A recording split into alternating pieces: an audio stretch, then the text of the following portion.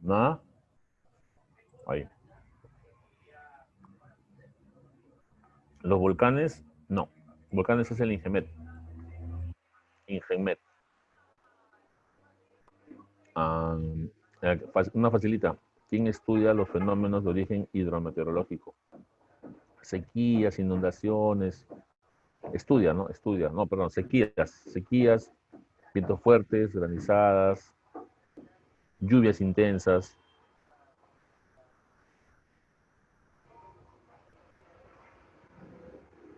El Cenami, correcto. ¿Y quién estudia ya el OABB? Sí, sí, yo me acordaba por la NOAA, que decir así, las siglas es la OABB. Gracias, señora Norma. Sí, sí, sí. Y por ejemplo, ¿quién estudia las inundaciones en capa uno y capa 2? Inundaciones en general es ¿cómo se llama?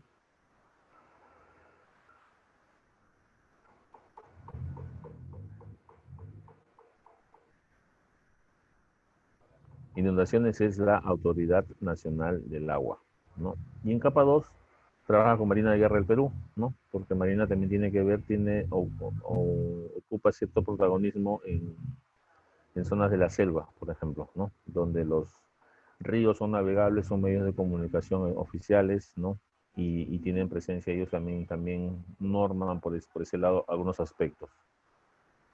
Y así tenemos entidades competentes que hacen ciencia en cuanto a estos fenómenos, y tenemos entidades que están por ahí dándole vueltas, que no son las responsables temáticas, pero que desarrollan actividades muy cercanas, como por ejemplo, ¿no? Hace un momento alguien dijo INDECI, ¿no? INDECI puede ser, CENEPRED puede ser, pero técnicamente competentes no son, ¿no?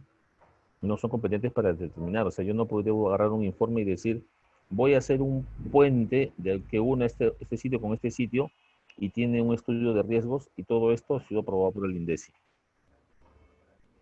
o por el CENEPRED. No, imposible. O sea, la temática, cada quien, INDECI y CENEPRED no son responsables temáticos de esto. De repente pueden proponer metodología, pero responsable temático para el caso puentes, digamos, por procesos de dinámica externa, el informe técnico o la base técnica tiene que venir de Ingemet, ¿no? Y cosas así. Ahora, cuando pasamos de una norma a otra y cambia el sentido porque de acá para atrás no se trabajaba así, no se trabajaba así. Como les comentaba, en el sistema anterior existía un actor, una personita que se acreditaba, tenía una acreditación y se llamaba estimador de riesgos, ¿no? Firmaba señor tal, estimador de riesgos. Allá. Y los gobiernos regionales les hacían una resolución y los incorporaban a su unidad ejecutora. En la ley nueva ya no hay estimador de riesgos, no existe, feneció. Este estimador tuvo que evolucionar porque mejoró, se desarrolló muchas más capacidades y se ha transformado, es ahora el competente, un estimador de riesgos, ¿no? Y el segundo actor, que antes era un inspector de defensa civil, evolucionó y ahora es un inspector técnico de seguridad en edificaciones. Pero, ¿solamente cambió de nombre o cambió algo? No, cambió algo, porque en el marco de esta ley dice que la GRD tiene que estar basada en investigación científica y el estimador de riesgos no tenía necesariamente ese corte. ¿Quién podía ser estimador de riesgos? Cualquier persona que lleve el curso de estimación de riesgos y lo apruebe. Se aprobaba el curso, ya está, estimador de riesgos. No se tomaba en cuenta si era ingeniero, si era arquitecto, si era comunicador, si era bombero, si era profesor, no se tomaba en cuenta. Cualquier persona que llevara el curso, y el curso no era fácil, pero si lo aprobabas, ya está, eres estimador de riesgos, ¿no? en el nuevo marco legal, ¿quién puede ser evaluador de riesgos? Primero, titulados y colegiados. O sea, ya no pueden ser bomberos. No, aquí de ingeniería, titulados y colegiados para empezar. Y después que demuestren experiencia, ¿no? De detalle en procesos prospectivos y correctivos en GRD, que conozcan de GRD, ¿no? Y hay un primer listado de 14 carreras más o menos, que son las que son hechas a la medida para esto, ¿no? Ingenieros civiles, arquitectos, agrónomos, geógrafos ambientales, ¿no? Etcétera, hay una gama de carreras. Entonces, esto cambia el marco anterior al marco nuevo, ¿ok? Y igual en lo que son los inspectores de seguridad en edificaciones, cambia.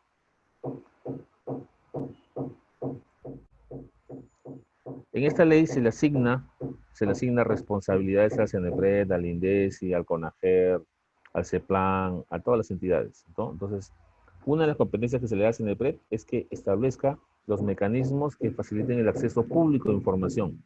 Oye, pero en estos entonces, ya en el 2011, había información en el Estado y se articulaba. Sí, pero no era muy ágil, muy útil. Y una falencia de ese sistema era que la ley de acceso a información pública, la ley 27444, la ley de transparencia decían, la información es libre, pero no decía quién debe supervisar esto, quién debe hacer que se cumpla esto, o quién es el responsable de conducir esto. En la ley del SINAGER, sí. Esta función se la dan al CENEPRED, no se la dan al INDECI, no se la dan al CEPLAN, no se la dan a PCM, no se la dan a ninguna otra entidad, se la dan al CENEPRED. CENEPRED se le encargan 7 procesos y en el proceso 1 es donde se genera todo esto. El proceso 1, que vamos a verlo más adelante, es en el cual se origina todo esto.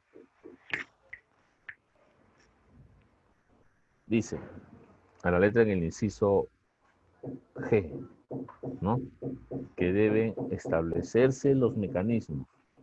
¿Qué son los mecanismos? ¿Cuáles son los procedimientos? ¿Cuáles van a ser los protocolos? ¿Cuáles van a ser las directivas? ¿No? Con el cual se facilite el acceso público. No quiere decir que se le puede instalar un Wilson informático y todo el mundo entra a llevarse información. Ahí no dice eso. Acá no dice que CENEPRED se convierta en un repositorio de datos, tampoco dice eso. Acá lo que dice es que establezca el mecanismo que facilite el acceso público a la información. Pero ahora define algo, define líneas más atrás, qué es información geoespacial y qué es un registro administrativo, ¿no? Generados por organismos públicos, técnicos, científicos. Entonces, el trabajo de CENEPRED de 2011 para acá se ha centrado en esto. Generar mecanismos, lo vuelvo a repetir, que faciliten. No entregarte información en USB, no entregarte, si toma, llévate todo lo que quieras. No. Eso no dice la ley. ¿Ok? Y vamos a explicarlo un poco más adelante. Dice la ley también en el artículo 19 que uno de los instrumentos del SINAGER, son 5 instrumentos en norma, uno de ellos es un gran sistema nacional de información, dice, ¿no? Un instrumento es el Sistema Nacional de Información para la gestión de riesgo de desastres. Este sistema debe incluir la generación y articulación del conocimiento sobre las características y el estado actual o probable de peligros, su distribución espacial y temporal, los factores de vulnerabilidad y el dimensionamiento de riesgo. Acá no dice que, que este sistema debe incluir mapas de peligros, mapas de vulnerabilidad y mapas de riesgo. No dice eso. Acá el tema va mucho más al fondo, mucho más adentro, es mucho más sustancial. Dice, ¿no? Que incluye la generación y articulación de conocimiento. Oye, el conocimiento técnico-científico se genera en las entidades técnicas. ¿Y necesito qué? Necesito articular el conocimiento. Necesito que esa ciencia que hace INGEMED, que hace IGP, que hace CENAMI, que hace ANA, que hace Marina, esa ciencia, como es el habla el amigo de su tesis de zonas de tsunami, esa ciencia que hacen ellos de tsunamis sea articulada con él y pueda desarrollar su tesis. Pero él tiene que entender que ya Marina normó una manera de trabajar tsunamis, ya tiene un procedimiento, tiene una ciencia de cómo hacerlo. Entonces, la ley le dice a él que tiene que articular su conocimiento, ¿no? De las características y el estado actual o probable de los peligros. Y así también para el medio ambiente, ¿no? Toda la ciencia que hay en cada sector tiene que ser articulada. ¿Por qué? Porque el sector no se va a dar abasto para asistir o atender a todo el país. Somos un país muy grande, muy diverso en muchos aspectos. ¿Ok? Entonces, de esta manera se genera el siguiente cuadro o gráfico. Este Sistema Nacional de Información que está acá al centro, este Sistema Nacional de Información, que en ninguna parte dice que también sea un software, porque el SINADESI tampoco era un software, el Sistema Nacional de Defensa Civil no dice en ningún lado, nunca fue un software.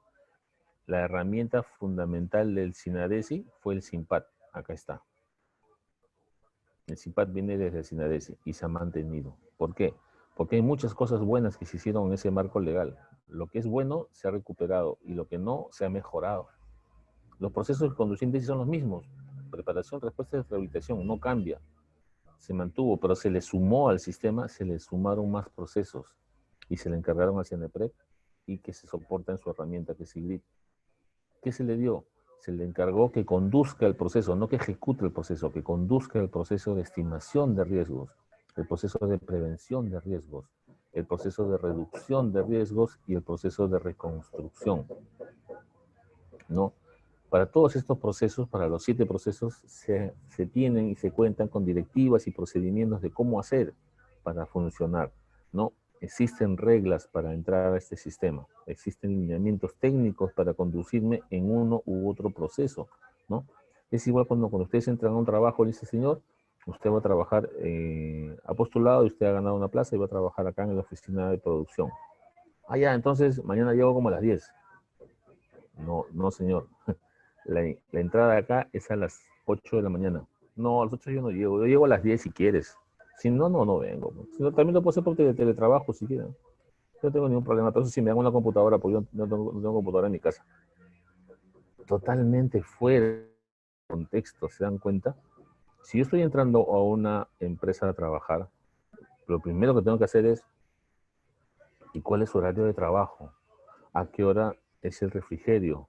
¿Cuánto tengo de tolerancia? Esos lineamientos que tiene la empresa, ¿no? Cuando yo entro a esa empresa, tengo que respetarlos. Yo no puedo llegar y decir, no, es que yo entro a las 10, pues yo vivo lejos, y mucho tráfico, yo no me levanto antes de las 8, no, imposible. Y me voy a las 3 nomás, porque a las 5 tengo que ir a estudiar. Sí, sí. Nunca, pues eso nunca va a pasar. Es lo mismo, en el sistema de gestión de riesgo de desastres existen normas y lineamientos. Yo entro a este sistema, tengo que empaparme de estas normas y tengo que considerarlas porque tengo que respetarlas. O sea, las normas están dadas. Oye, pero él no hace caso y él se va de frente. Ah, entonces como él no hace caso, tú tampoco vas a hacer caso y también vas a hacer lo mismo. O sea, lo mismo. Sigas con su trabajo, señorita, pero yo me estoy entrando a las 8, pero las chicas ya entran a las 9 de la mañana. ¿Por qué ella sí, yo no? ¿Porque es mujer nada más? Tú no sabes si ya tendrán licencias de trabajo, estarán dando de lactar. ¿Cuántas cosas pueden ser, no? Entonces, estas dos grandes plataformas, el SINPAD y el SIGRID, ¿no? Son plataformas tecnológicas que brindan soporte. ¿A quién? A todas las entidades que conforman el SINAGER. Está al otro lado, al otro extremo están acá.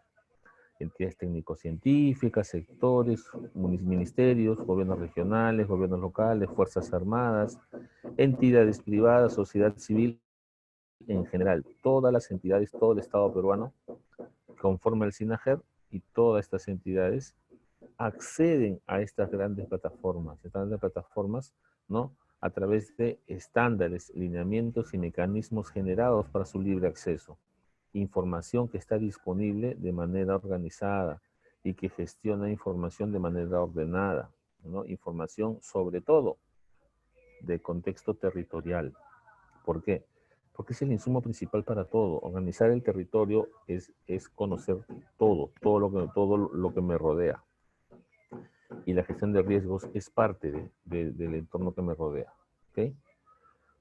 Acá vamos a pasar rapidito, eso lo puse porque es tema por demarcarnos nada más y vamos a acabar con esta parte normativa. La ley se crea en el año 2011, como les dije, es un sistema interinstitucional, esto no es tarea de uno, no es chamba de uno solo, es trabajo de un equipo, de todos, es sinérgico, cada quien tiene que ponerle su parte. Es descentralizado porque no solamente funciona en un sitio, funciona en todo el país. Somos parte de una red mundial, una red nacional, una red regional, una red provincial y una red distrital. Es transversal la temática, cruza todas las oficinas de nuestra entidad y nuestra institución. Es participativo por su naturaleza. En el artículo 14 de la ley dice que los gobiernos regionales y locales, como integrantes del SINAGER, son los responsables directos de incorporar los procesos de la GRD en la gestión del desarrollo. En el ámbito de su competencia, dice más adelante que los gobiernos regionales y locales ponen especial atención en el riesgo existente y, por tanto, en la gestión correctiva. ¿No? Estos son los que les hablaba, los 7 procesos. El proceso 1, proceso de estimación, proceso de prevención, proceso de reducción, a cargo del CNPRED, proceso de preparación, respuesta y rehabilitación a cargo del INDECI, y proceso de reconstrucción nuevamente a cargo del CNPRED, ¿no? Que es con el que se cierra el ciclo, pero en realidad se inicia nuevamente el proceso, ¿no? Por eso esta figura, que quiere representar que nuestro Sistema Nacional de Gestión de Riesgo de Desastres está hecho o tiene mucha coincidencia con un sistema de mejora continua, un sistema ISO. La norma está hecha en una plantilla ISO. Se entiende de esa manera. Más adelante, en el reglamento de la ley, en el inciso 11.1, dice que los gobiernos regionales y locales incorporan en sus procesos de planificación, ordenamiento territorial y de gestión ambiental y de inversión pública la gestión de riesgo de desastres. Entonces, los gobiernos regionales tienen que incorporar en todos sus procesos. Si hablamos de planificación, ya hablamos de toda la entidad. Hablamos de ordenamiento territorial, gestión ambiental, y hablamos de las unidades técnicas. Y hablamos de inversión pública, igual, todas las unidades. Entonces, es su responsabilidad y es su competencia. Acá no dice que tiene que ir el CNPRED y el INDECI a hacer su trabajo. Acá dice que los gobiernos regionales y locales deben incorporar. Así como dice también en el inciso 11.3, y es lo que ya les toca a ustedes, es que los gobiernos regionales y locales identifican el nivel de riesgo existente en sus áreas de jurisdicción. O sea, no tiene que venir el CNPRED, no tiene que venir el INDECI, no tiene que venir PREDES, no tiene que venir no, no. Es la municipalidad distrital, provincial, el gobierno regional, ellos son los que tienen que identificar el nivel de riesgo existente en sus áreas de jurisdicción. Y una vez identificado el riesgo, deben de establecer un plan de gestión correctiva del riesgo, en el cual se deben establecer las medidas de carácter permanente en el contexto de desarrollo y de inversión. ¿Okay? Esto es función, lo deben desarrollar ellos. Ahora, que pueden recibir soporte técnico de las demás entidades del Estado, como CNP, como dicen las demás entidades, sí, pueden recibir soporte, pero tienen que ejecutarlo ellos. O sea, no es una excusa que no tienen recursos profesionales, ¿no? La oferta cada vez se va diversificando más y hay muchas más posibilidades. Además que, ciertamente ustedes están aquí por eso, ¿no? Para aprender estas temáticas, porque esto es una necesidad, esto es una oferta y una demanda que se está dando en el mercado, ¿no? Y bienvenidos ustedes al sistema, ¿no? Empezar a comprender estos sistemas, cómo funcionan para poder insertarse en esta temática, que es una temática que está recién empezando, tenemos 9 años ya, está empezando recién a incorporarse con fuerza en el Estado. Y como les decía, a CNP se le encarga el proceso 1, el proceso de la estimación del riesgo. El proceso de estimación del riesgo es el proceso conocido como el proceso de la generación del conocimiento.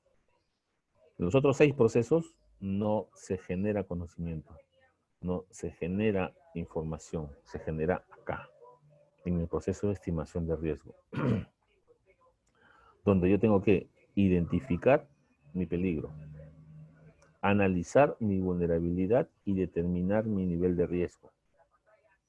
A través de básicamente dos instrumentos que puedo sacar yo como resultado de mi proceso de estimación de riesgo. Un resultado son las evaluaciones de riesgos. Otro resultado son los escenarios de riesgos. ¿Y cuál es la diferencia entre una evaluación y un escenario? El escenario de riesgo, como ven, es un documento de corte nacional, departamental, provincial, distrital. O sea, es un instrumento para priorización, es un instrumento para planificar intervenciones. ¿Con un documento de estos yo puedo identificar obras? No, no puedo. Es un documento de planificación, es un documento orientador. Con esto no puedo. Para eso se usa la evaluación de riesgo, porque la evaluación de riesgos es un estudio de un área pequeña, no de gran escala. Área pequeña. Hablamos de 50 lotes, 100 lotes, ¿no? Pequeño, lotes, no manzanas, lotes. Entonces, yo con un estudio de detalle, ¿ya puedo plantear medidas estructurales? Sí, ya con ese nivel de estudio sí puedo hacerlo. ¿Ok? Entonces, los dos no se usan para lo mismo.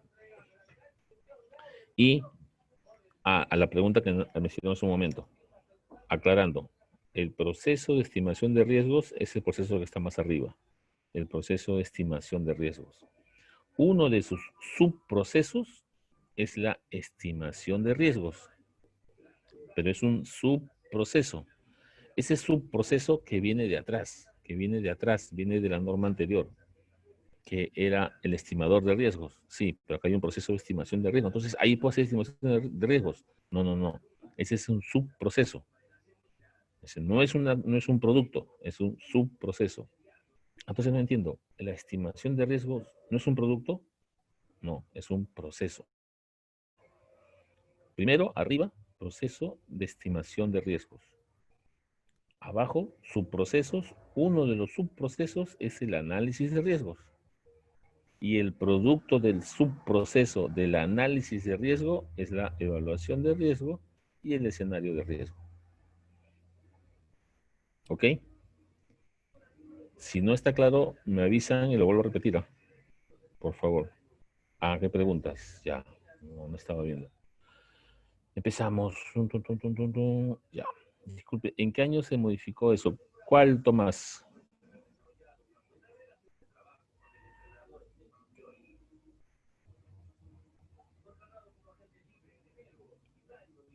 Tomás, por favor, tu pregunta la puedes aclarar. Abre tu audio nomás.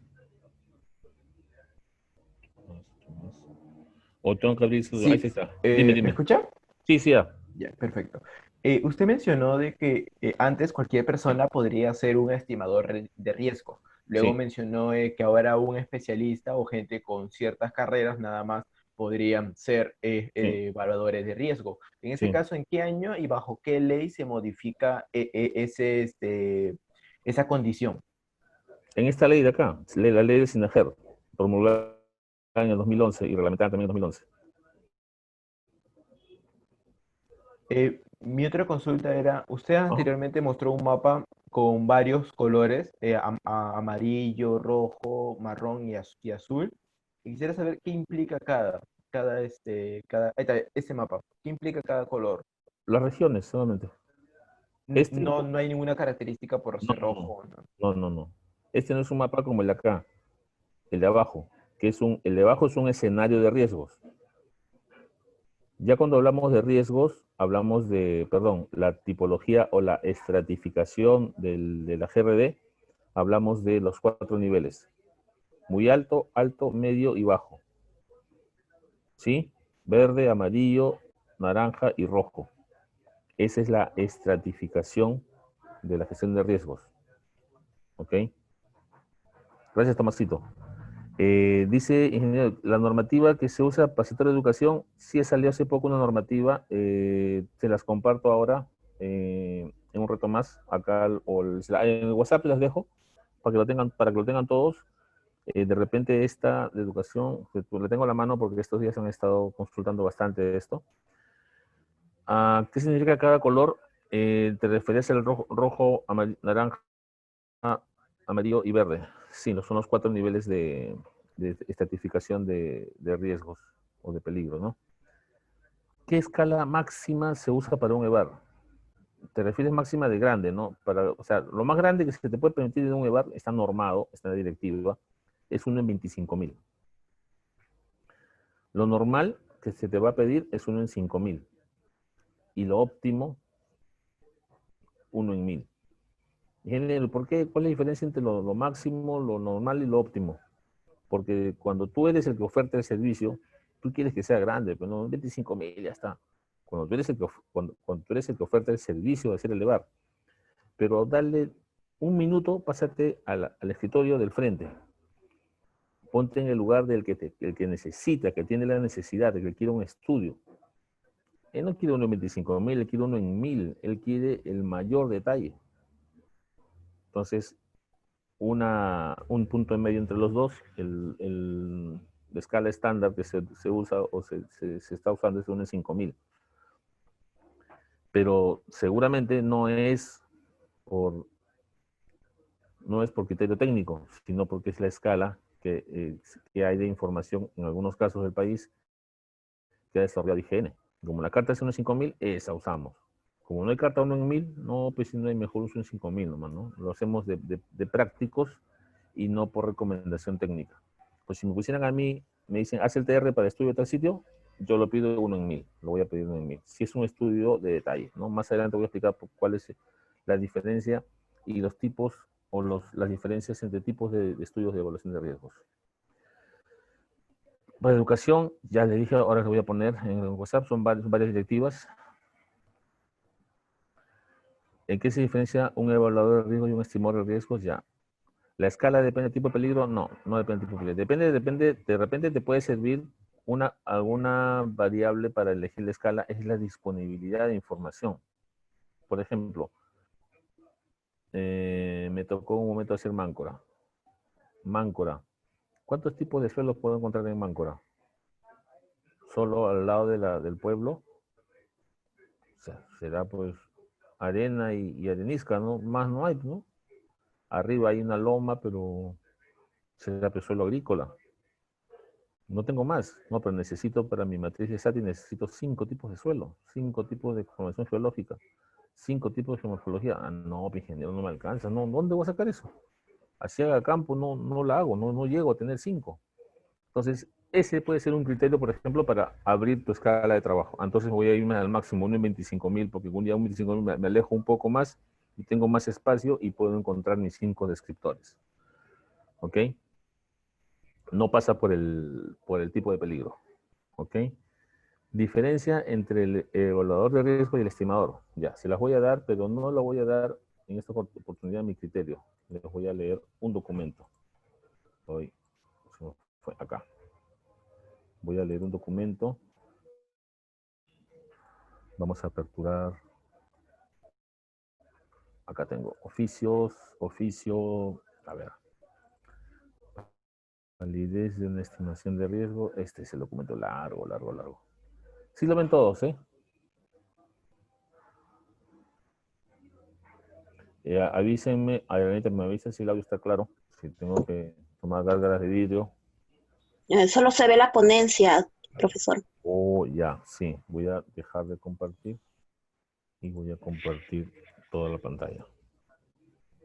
¿Ahora sí? Sí, ingeniero. Sí, sí. Ya está, listo. Les voy a leer un oficio que es oficial. Es un oficio oficial.